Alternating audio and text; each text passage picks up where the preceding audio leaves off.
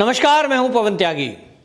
महाराष्ट्र में मुकेश अंबानी के घर के बाहर विस्फोटक से भरी हुई गाड़ी को लेकर जितने खुलासे हुए हैं, इसमें खलबली मच गई है और महाराष्ट्र के अंदर भूचाल आ गया है राजनीति में। और इसी को लेकर भाजपा के नेता लगातार उद्धव ठाकरे, मुख्यमंत्री महाराष्ट्र, और महाराष्ट्र के गृह मंत्री अनिल देशमुख का इस्तीफा मांग रहे हैं। जी हां, आपको बताएं कि बीजेपी के नेताओं का कहना है कि जब पूरे प्रकरण में यह चीज खुलकर सामने आ गई है कि पुलिस का कमिश्नर और पुलिस के कर्मचारी ये मिलकर के पूरा एक गिरोह चला रहे थे उगाही का, और उगाही भी उद्योगपतियों से डरा धमकाकर, वहां अपराधियों से मिलकर किस तरह से एक सोची समझी रणनीति के तहत षड्यंत्र रचे जा रहे थे, और षड्यंत्रों के तहत लोगों की, निर्दोष लोगों की हत्या तक की जा रही थी। और इसीलिए बीजेपी के लगातार नेता हमला कर रहे हैं और वो कह रहे हैं कि इस पूरे मामले की जानकारी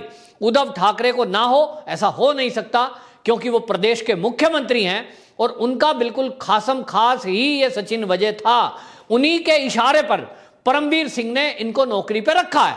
अगर वो ये कहें कि ये परमवीर सिंह जो मुंबई पुलिस कमिश्नर थे और उनकी एक कमेटी बनाई गई थी, रिव्यू कमेटी, जिसमें ये रिव्यू हुआ कि किसको नौकरी पर रखना है, किसको नहीं रखना, और उन्होंने रखा है, तो भी यदि ये केवल फैसला अगर सचिन वजह को नौकरी पर रखने का मुंबई पुलिस कमिश्नर तत्काल जो थे परमवीर सिंह, उन्होंने लिया है, तो भी ये खतरनाक बात है कि प्रदेश के मुख्यमंत्री और प्रदेश के गृह मंत्री, जिनके अंडर में पुलिस आती है, वो अनिल देशमुख, उनको इसकी जानकारी ना हो कि उनकी नाक के नीचे हो क्या रहा है, उनके विभाग में चल क्या रहा है। माना कि कोविड-19 के चलते पुलिस कर्मियों की कमी थी और इसके लिए सरकार ने यह फैसला लिया कि जो सस्पेंशन पे लोग चल रहे हैं उनको वापस नौकरी पे लिया जाए। हो सकता है कमी के जूझते हुए ये फैसला किया गया हो, इस पर हमारी कोई टिप्पणी नहीं है, लेकिन किनको नौकरी पर लिया जाएगा, किन व्यक्ति को किन पोस्ट के लिए रखा जाएगा, क्या जिस तरह से सचिन वजह को नौकरी पर वापस लाया गया रिव्यू मीटिंग में, रिव्यू कमेटी में, जिसमें जो उस समय के पुलिस कमिश्नर थे परमवीर सिंह और दो उसमें और आईपीएस थे, 3 लोगों की कमेटी ने यह तय किया कि सचिन वजह को लाना है। आखिरकार वो कारण कौन से थे? सचिन वजह के हत्या में लिप्त होने के बावजूद उनको सजा हुई थी, वो जेल में गए थे और सस्पेंड चल रहे थे। उस ऐसे व्यक्ति को जिस पे हमेशा विवाद रहा हो, जो एक पार्टी का प्रवक्ता रहा हो, ऐसा कैसे नहीं सोचा गया कि ये किसी पार्टी का फेवर करेगा? तो क्या जानबूझकर शिवसेना के कार्यकर्ता को सीआईयू का हेड बनाया गया? और इसीलिए पूरे मामले, जो भी संवेदनशील मामले मुंबई के अंदर आते थे, उन सब मामलों को सचिन वजह को ट्रांसफर किया जाता था। और अगर यह जानकारी गृह मंत्री को नहीं है तो गृह मंत्री अपनी जिम्मेदारी से पल्ला नहीं झाड़ सकते। यूं तो गृह मंत्री ने बचने के लिए और अपनी वाहवाही लूटने के लिए यह कह दिया कि परमवीर सिंह जी को जो ट्रांसफर किया गया है वो आम रूटीन नहीं है, उनको गलती की वजह से किया गया है, क्योंकि उनकी गलती क्षमा योग्य नहीं है। लेकिन यहां गौर करने वाली बात यह है कि जो गृह मंत्री हैं महाराष्ट्र के अनिल देशमुख, ये केवल और केवल ट्रांसफर करते हैं, और एक मुंबई पुलिस कमिश्नर जो कि एक केवल शहर को देख रहा है, अभी उसको डीजी बना दिया है होमगार्ड का। यानी अब वो पूरे प्रदेश के होमगार्ड के ऊपर रहेगा, पूरे प्रदेश के होमगार्ड के कर्मचारियों को देखेगा। तो यूं उनकी नजर में ये मामले से पल्ला झाड़ लिया गया ट्रांसफर करके। लेकिन क्या इस ट्रांसफर में जो परमवीर सिंह हैं, इनको सजा मिली? जी नहीं, ये कोई सजा नहीं है। नौकरियों में ट्रांसफर कोई सजा नहीं होती। किसी भी सरकारी कर्मचारी को किसी भी विभाग में किसी भी काम पर कभी भी ट्रांसफर कर दिया जा सकता है, ये कोई सजा नहीं है। सजा तब होती अगर प्रदेश के गृह मंत्री अनिल देशमुख ये मानते हैं कि परमवीर सिंह की गलती जो है वो क्षमा योग्य नहीं है। तब फिर ये सवाल उठता है कि ये अनिल देशमुख जी, आप पूरे प्रदेश और देश को बताएं कि आप गृह मंत्री हैं महाराष्ट्र के, आपने उनको सस्पेंड क्यों नहीं किया? यदि आपको लग रहा था कि परमवीर सिंह की गलती ज्यादा है, गलती भारी है, और ऐसे कुछ सबूत आपके सामने रखे गए थे जांच एजेंसियों के द्वारा कि परमवीर सिंह इन्वॉल्व है सचिन वजह के साथ मुकेश अंबानी कांड में, तब आपको डायरेक्ट उनको सस्पेंड करना चाहिए और उनके खिलाफ इंक्वायरी बिठानी चाहिए थी। लेकिन आपने ना तो उनको सस्पेंड किया और ना ही उनके खिलाफ इंक्वायरी की।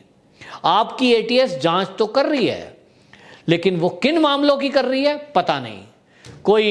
कभी कोई आत्महत्या कर लेता है, वो आत्महत्या को हत्या बता दिया जाता है, हत्या को आत्महत्या बता दिया जाता है।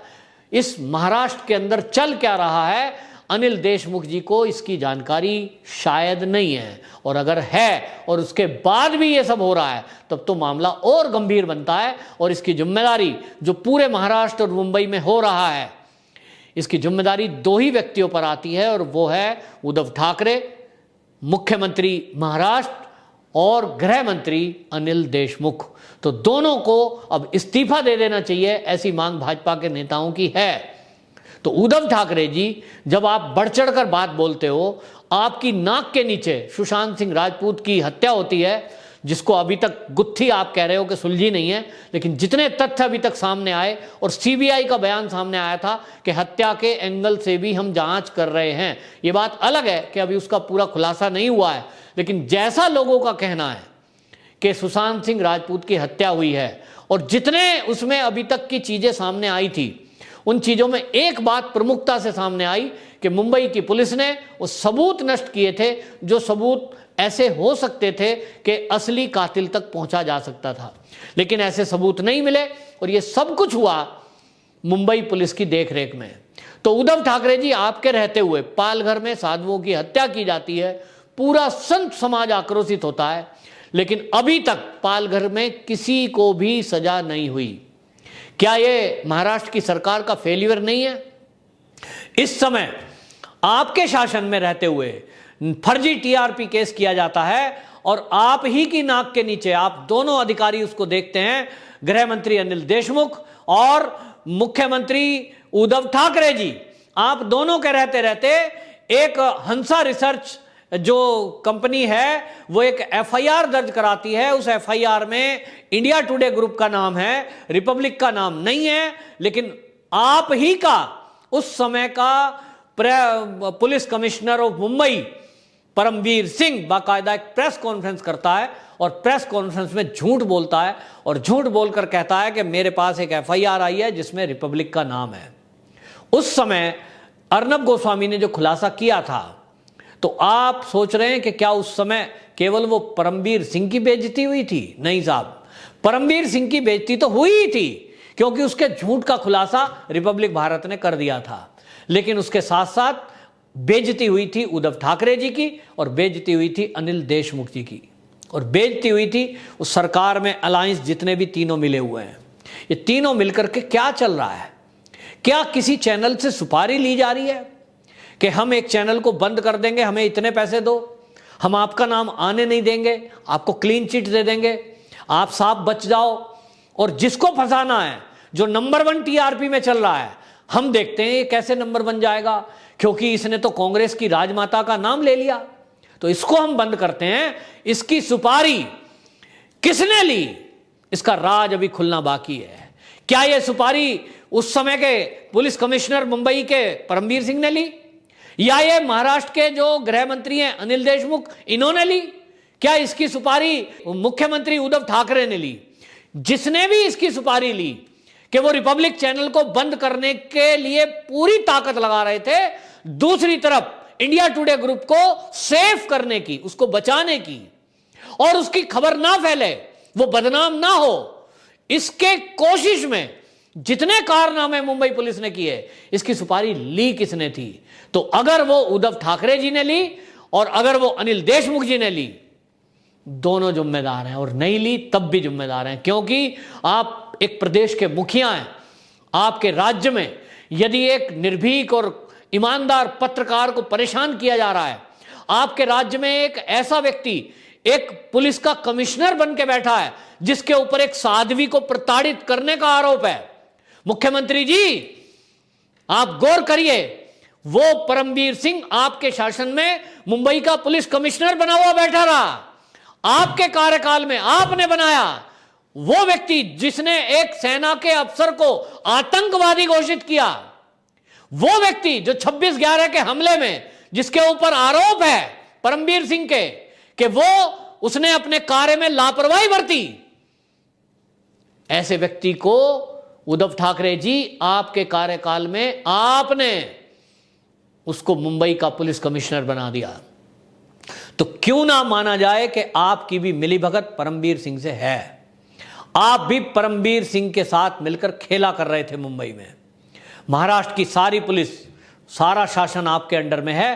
तब वहां यदि कोई सचिन वजह अकूत संपत्ति अर्जित कर रहा है, जिसकी करोड़ों करोड़ों की गाड़ियां पकड़ी जा रही हैं एनआईए के द्वारा, कि 1.5 करोड़ की मर्सिडीज, 1.5 करोड़ रुपए की वो रेंज रोवर, कैसी कैसी गाड़ियां उसके पास से मिल रही हैं। तो अगर वो गाड़ियां मिल रही हैं और बरामद हो रही है और ये पता लगता है कि करोड़ों की संपत्ति उसने अर्जित की थी, तब आपका एंटी करप्शन विभाग क्या कर रहा था? क्योंकि आपने जांच नहीं कराई या आपको जानकारी नहीं है। दोनों ही किस्से में आप जिम्मेदार बराबर के हैं। क्योंकि किसी राज्य का कर्मचारी यदि इतना निर्भीक हो जाए कि वो हमारे देश के बड़े उद्योगपति को डरा धमकाकर उससे भी वसूली करने की हिम्मत रखे, तो ये बिना मुख्यमंत्री की सह के या बिना गृह मंत्री की सह के हो नहीं सकता। एक पुलिस कमिश्नर की यदि मान भी लें कि बहुत निकटता थी और कहीं इन्वॉल्वमेंट थी, तो ऐसा कैसे हो जाएगा कि प्रदेश के गृह मंत्री को उसकी जानकारी ना हो, प्रदेश के मुख्यमंत्री को उसकी जानकारी ना हो? प्रदेश के मुख्यमंत्री के ऊपर जिम्मेदारी है कि वो अगर गृह मंत्री भी मिलीभगत कर रहा है तो उसकी भी जानकारी और निगरानी रखे।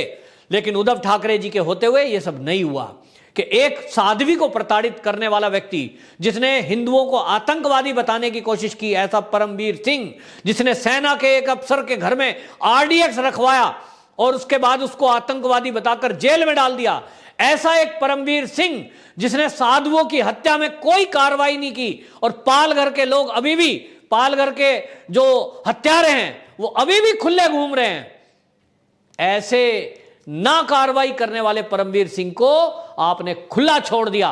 तो इसके लिए बराबर के दोषी हैं उद्धव ठाकरे जी और बराबर के दोषी हैं अनिल देशमुख जी, जो गृह मंत्री हैं। और इसीलिए आप दोनों लोग ये कहकर अपना पल्ला नहीं झाड़ सकते कि साहब हमारे पास ठोस सबूत आएगा तब हम कार्रवाई करेंगे। अरे तब तो मजबूरी में आपको कार्रवाई करनी ही पड़ेगी।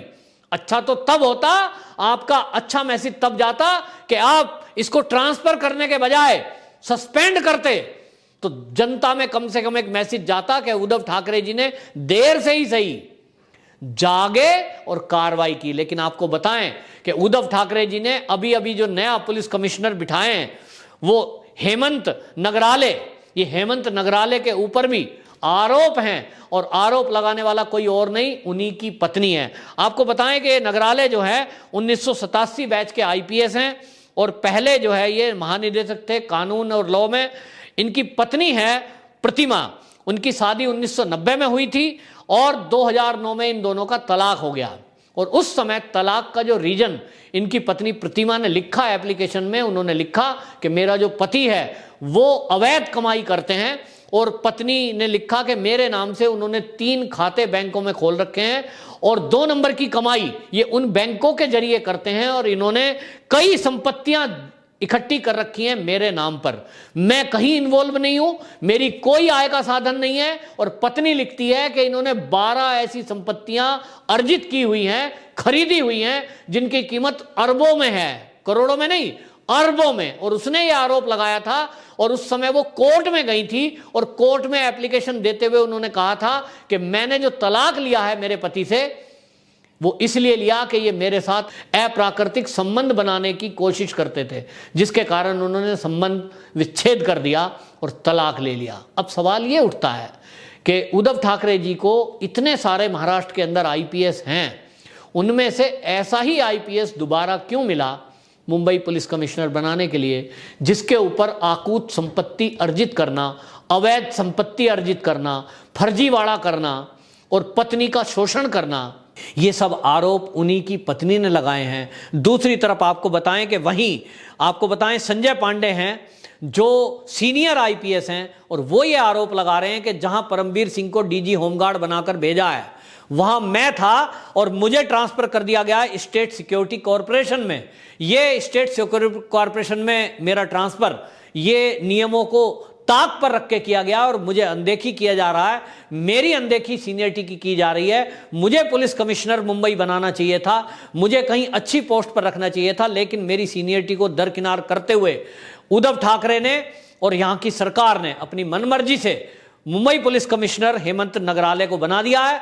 यह कानून के विरुद्ध है और वो छुट्टी पर चले गए हैं। उन्होंने एक बार सवाल उठा दिया है कि मुंबई पुलिस कमिश्नर जो बनाए गए हैं वो फिर से विवादों के घेरे में हैं। अब ऐसे में सवाल उठता है कि उद्धव ठाकरे की मंशा क्या अभी भी लोगों के साथ न्याय करने की है?